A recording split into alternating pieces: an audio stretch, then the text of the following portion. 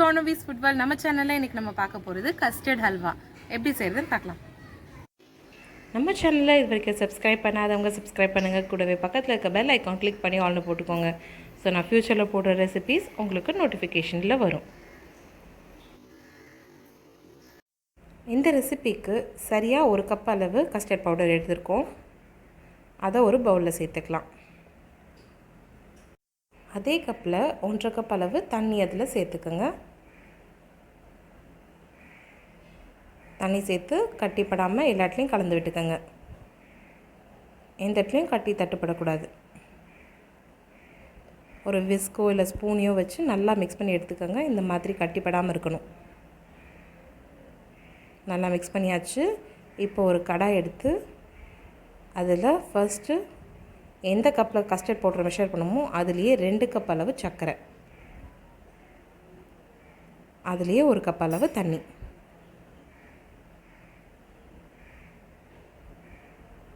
தண்ணி சேர்த்த பிறகு நம்ம ஸ்டவ் ஆன் பண்ணிக்கலாம்.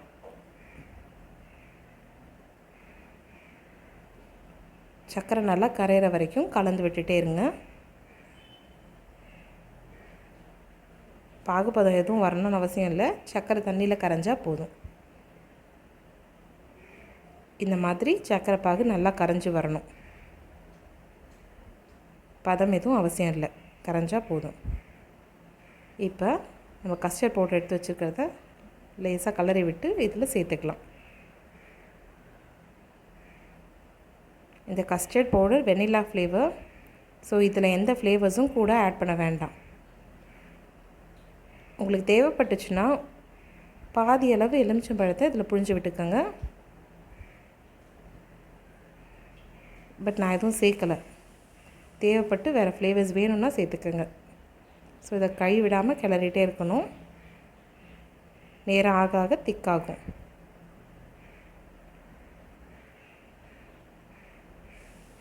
கை விடாமல் கிளறிட்டே இருங்க.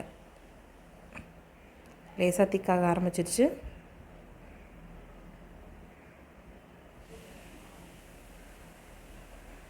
இப்போது ஒரு 2 ஸ்பூன் அளவு நெய் சேர்த்துக்கலாம். சேர்த்து நல்லா கிளறி விட்டுக்கோங்க. நெய் அப்சர்வ் ஆகிற வரைக்கும். நல்லா கிளாஸ் லுக் வந்துருச்சு.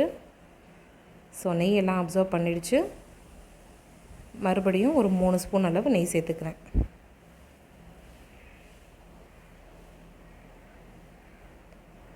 இதுவும் நல்லா உள்ளே அப்சர்வ் ஆகிற வரைக்கும் கிளறி விட்டுக்கோங்க.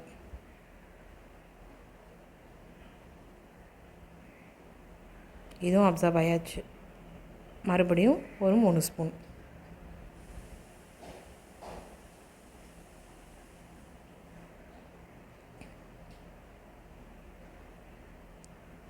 ஸோ இந்த கீயும் அப்சர்வ் ஆகிற வரைக்கும் நம்ம கிளறி விட்டுட்டே இருக்கணும்.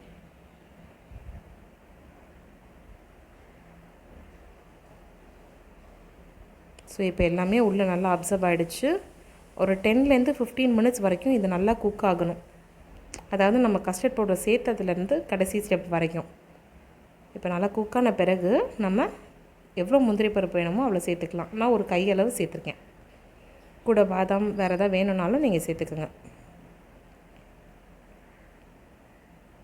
முந்திரி நல்லா மிக்ஸ் ஆகிற வரைக்கும் நல்லா கிளறி விட்டுட்டு ஒரு பாத்திரத்தில் ஒரு நல்ல அகலமான தட்டு இல்லை ஸ்கொயரான தட்டு, உங்களுக்கு எந்த ஷேப் வேணுமோ அந்த பாத்திரத்தில் நல்லா நெய்யோ இல்லை எண்ணெயோ தடவி இதை சேர்த்துக்குங்க. இது நல்லா ஃபுல்லாக ஸ்ப்ரெட் பண்ணி விட்டுக்கலாம்.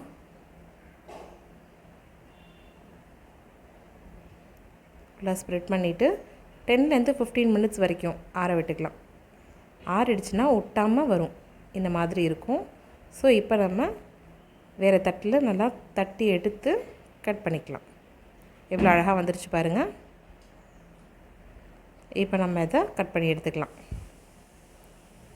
நான் டைமண்ட் ஷேப் போட்டிருக்கேன். உங்களுக்கு ஸ்கொயராக வேணும்னாலும் ஸ்கொயராக கட் பண்ணிக்கோங்க. இந்த ரெசிபி செஞ்சு பார்த்துட்டு எப்படி வந்திருக்குன்னு எனக்கு கமெண்ட்டில் சொல்லுங்கள். ரெசிபி பிடிச்சிருந்ததுன்னா உங்கள் ஃப்ரெண்ட்ஸ்க்கு ஷேர் பண்ணுங்கள். மறக்காமல் லைக் பண்ணுங்கள். சப்ஸ்கிரைபும் பண்ணிவிடுங்க. தேங்க்ஸ் ஃபார் வாட்சிங்.